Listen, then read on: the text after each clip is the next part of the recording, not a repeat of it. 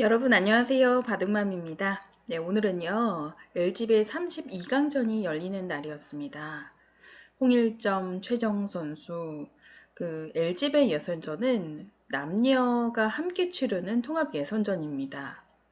그래서 정말 그 예선을 통과하기가 바늘구멍 뚫기에 이제 비견될 정도로 어려운데, 근데 몇 년 연속 본선에 오르고 있는 최정 선수가 1회전에서 만난 상대가 바로 스웨 구단이었어요. 스웨 구단과는 두 번째 대결이었는데 지난해였죠. 지난해 삼성화재배 본선에서도 한번 최정 선수가 1침을 날렸었는데 이번 LG배 32강전 1회전에서도 최정 선수가 아주 좋은 모습 보여주면서 두 번 연속 격침에 성공하는 그런 아주 멋진 모습을 보여줬습니다.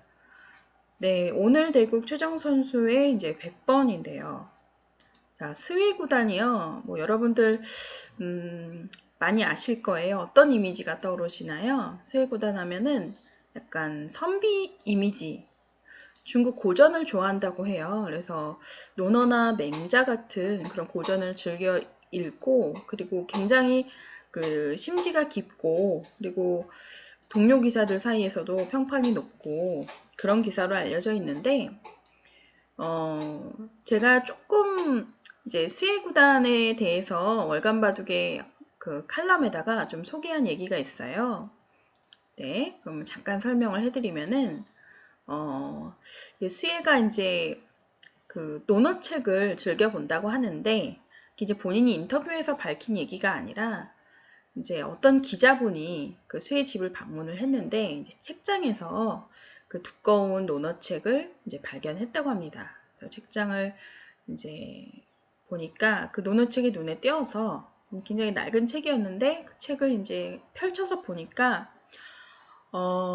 거의 뭐 모든 페이지에 그 수혜가 그 이제 그 정갈한 필치로 메모를 해놨다는 거예요. 그래서 너무 놀래서 이제 보통 이제 프로기사 하면은 바둑의 이제 기술적인 연마에만 치중한다라는 그런 이미지가 있잖아요. 저도 뭐 어릴 때, 그죠? 바둑 공부만 했지 그런 문화적인 그런 거를 솔직히 많이 놓쳤거든요. 근데 어릴 때부터 독서를 좋아하고 굉장히 그런 고전을 좋아해서 또 그런 이제 또 기자를 통해서 그런 면이 부각이 되면서 중국에서도 굉장히 두터운 팬층을 자랑하고 있는 수혜 구단이에요. 특히 LG배에서는 2013년도에 우승을 한번 차지한 경력이 있는 우승 경력자입니다. 물론 지난해 2018년도 삼성화재배에서 최정 선수가 한번 일격을 날렸지만 전체적인 전력에서는 뭐 랭킹이나 뭐 우승 경력이나 이런 걸 봤을 때는 수혜 구단이 한 수 위라고 볼 수 있는 그런 측면이 있죠. 하지만 최정 선수가요, 요즘 공부량이 엄청나다고 하네요. 대회 일정만으로도 소화하기가 벅찰 정도로 많은데 대회뿐만 아니라 인터넷 바둑 즐겨준다고 해요. 이제 중국 이제 절에가 이제 주로 있는 한큐 바둑하고 같이 협력 관계죠. 중국에서는 덩신웨이치라고 하는데 이제 거기서 주로 최정 선수가 중국의 그 탑 기사들하고 뭐 커제 구단하고도 두고요. 뭐 많은 기사들하고 남자 기사들하고 비등비등하게 대국을 이제 연마하고 있습니다. 뭐 굉장히 도움이 되는 것 같아요. 자, 오늘도 인공지능스럽게 판을 짰습니다. 중국 룰이 7집 반이잖아요. 그래서 백이 좀 더 유리하게 시작을 하는데 거의 인공지능이 알려준 수대로 두고 있어요. 반면에 수혜는 첫 수부터 3-3을 뒀잖아요. 이렇게 3-3을 두면 퍼센티지가 약간 영향을 미칩니다.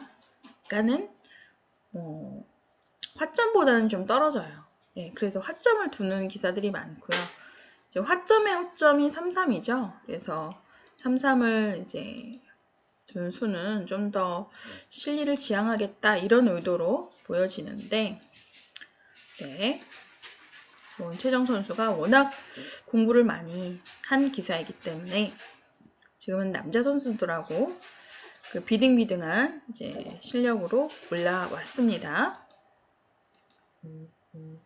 자, 이 형태는 많이 두어지는 형태예요. 이게 백이 이렇게 단수로 끊어가는 자리가 절대 팩감입니다.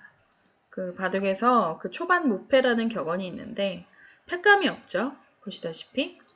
그래서 한 점을 이렇게 잡자니 이게 따먹히는 자리가 크기 때문에 일단은 받아주었고요. 지금까지는 뭐 이제 별다른 뭐 실수 없이 무난한 흐름이었습니다. 자, 수혜 구단 여러분들 뭐 고전을 좋아한다는 그런 얘기는 많이 들어보셨을 텐데요. 굉장히 어머니가 유명해요. 어머니가 좀 의연하다고 해야 될까요? 좀 어머니의 그런 관련된 에피소드들이 중국 인터넷에 좀 올라와 있더라고요. 이제 하나 소개를 해드리면 이제 보통 대회장에 가면 학부형들이 그 자녀를 이렇게 기다립니다. 항상 그 고정된 자리에서 기다리면서 이제 응원을 하는 거죠. 근데 수혜 어머니는 그 입단 대회였는데 거의 매일 이제 외출해서 쇼핑을 했다고 해요. 그래서 수혜가 이제 그 입단 결정판을 이기고 대국장 밖으로 나왔는데 근데 어머니가 사라진 거예요. 그래서 주변 사람들한테 학부형들한테 우리 엄마 어딨냐? 라고 물었더니 이제 모르겠다라고 고개를 절레절레 흔들더래요. 입단해서 나왔는데 엄마가 없는 거죠. 그 기쁜 날에. 그래서 수혜가 어떻게 했을까요? 당황하지 않고 혼자 터벅터벅 약 10분 거리에 있는 숙소로 이제 갔다고 합니다. 그래서 숙소에 갔더니 또 열쇠도 없어요. 어머니가 가지고 계시죠? 그래서 똑똑 두드렸는데 아무도 없어서 방문 앞에서 이렇게 앉아 있었다고 해요. 그래서 한참을 기다렸는데 어머니가 이제 나타났습니다. 양손 가득 쇼핑백을 이제 들고 이제 쇼핑을 끝내고 나타나신 거죠. 그러면서 어머니가 이제 사람들한테 그랬대요. 아, 이렇게 머리 아프게 기다려봤자 뭐 하냐. 어차피 결과는 운명이 아니겠느냐. 그러면서 어머니가 굉장히 의연한 모습을 보였다는 거죠. 네, 그래서 또 어릴 때는 어머니가 수혜에게 너는 특기가 있어야 된다. 특기가 수혜가 좀 굉장히 내성적이고 좀 성향이 이렇게 뭐 좀 말수가 너무 없고 그러다 보니까 어머니께서 너는 잘하는 걸 반드시 만들어야 된다고 그래서 4살 때부터 그림을 배우게 했대요. 네, 이제 수혜가 이제 그림의 소질을 발견하지 못하고 어머니께서 결국 이제 그림을 포기하게 하고 그 중국의 이제 그 문화 본거지로 알려진河南 루어양 출신이에요. 근데 이제 거기서 루어양에 있는 그 바둑 교실에 5살 때부터 보냈다고 합니다. 그래서 이제 바둑의 소질을 발견해서 오늘의 수혜가 있는 거죠. 자, 지금까지는 무난한 흐름이었습니다.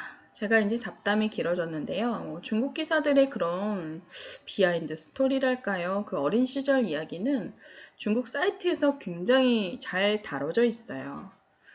반면에 그 우리나라 선수들의 그런 스토리는 좀 베일에 쌓여 있다라고 할까요? 약간 사생활 침해? 이런 느낌 때문인지 몰라도 물론 선수 보호의 그런 측면도 있지만 저는 이제 중국에서 조금 더 그 인간적으로 와닿는 느낌이 있어요. 중국 기사들의 소개라든지 이런 것들이 굉장히 대중들에게 좀 잘 알려져 있어서 자, 이 장면에서도요. AI는 지금 우변을 벌리라고 알려주더라고요. 제가 이제 AI로 찍어봤습니다. 네, 이렇게 침입한 수 네, 약간 이른감이 있었어요. 그런데 이렇게 침입만 해두고 바로 손을 돌려서 또다시 변을 벌려갔습니다. 자, 이 변으로 벌려간 수도요. 우리가 흔히 고저장난 맞춰라 하잖아요. 그래서 보시면 고저장난 맞춰져 있죠.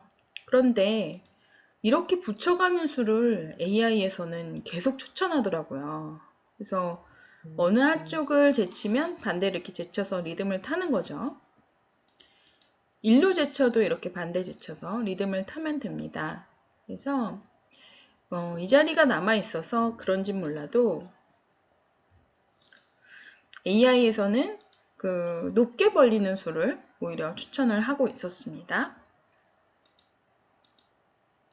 자, 이렇게 한 칸 뛰어간 수는요, 지금 이 한 점을 크게 먹겠다는 뜻이에요. 최정 선수의 공격적인 기풍이 엿보이는 장면이고요. 물론 잡히는 돌은 아닙니다. 실전에 이렇게 붙여서 초강수로 이제 응수를 했습니다. 그런데 이 수로는요, 이제 이렇게 들어가는 수를 추천하고 있습니다.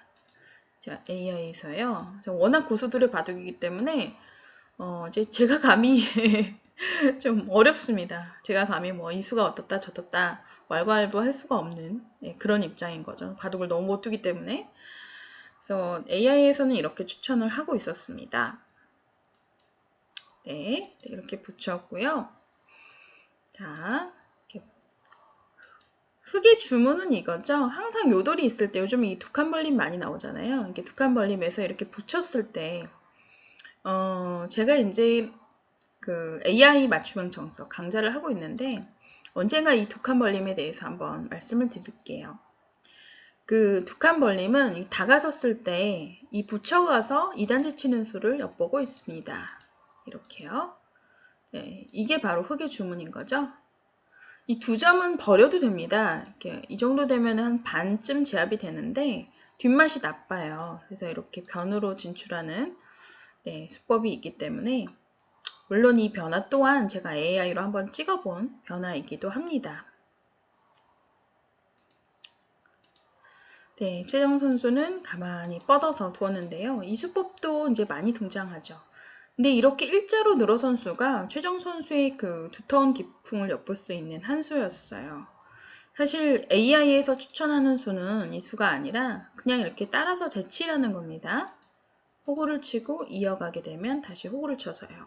흙도 이렇게 연결이 되면서 정리가 되는 형태인데 처음부터 덤이 7집 반이어서 그런지 AI에서는 거의 6대4로 시작하거든요. 그래서 지금도 그 6대4의 퍼센티지를 뭐 적절히 유지하고 있는 그런 이제 형세였습니다. 네, 이렇게 늘어선 수가 결과적으로는 잘 됐는데요. 네, 여기서 이제 수혜가 이제 호구친 수, 이 수가 좀 문제였습니다. 이 수로는 그냥 붙여서 이렇게 안전하게 연결하는 게 좋았어요. 제쳐도 호구를 쳐서요. 단수 칠 때요. 잊지 않아도 됩니다. 안 잊고 이제 선수를 잡아서 이제 흙을 좀 가볍게 보는 거죠. 그래서 이렇게 두는 변화를 AI에서 추천하고 있었습니다. 네, 이렇게 붙여가는 순간에 보시면 흙이 엷어졌죠. 물론 실전에 이렇게 넘는 수가 있었지만 귀에서 이렇게 제쳐있고 나니까 한눈도 없어요. 지금 보시면 흙의 호구로 이렇게 건너간 자리가 한눈도 나지 않은 상황입니다. 그래서 사실 여기서는 좀 형세가 어려워진 상태였어요. 불과 몇 탑 만에 말이죠. 그러니까 그 정도로 최정 구단의 그 기세와 그 파워가 대단하다는 것을 이 판을 통해서 이제 파악할 수 있겠습니다. 자, 이 수도 이제 그 100의 주문은요, 이렇게 두겠다는 뜻이에요.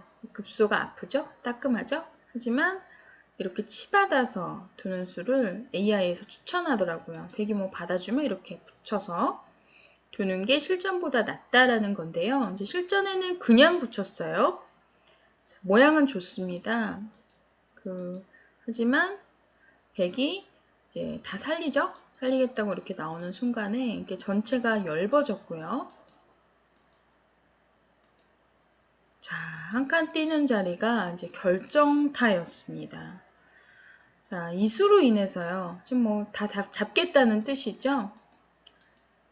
사실 리바둑이 여기서 최정 선수가 이미 유리하기 때문에 막아서 백을 살려주고 하변 쪽에 이렇게 붙인다든지 또는 우변을 붙여서 좀 전에 알려드린 행마대로 판세를 짜가더라도 유리한 형세였어요.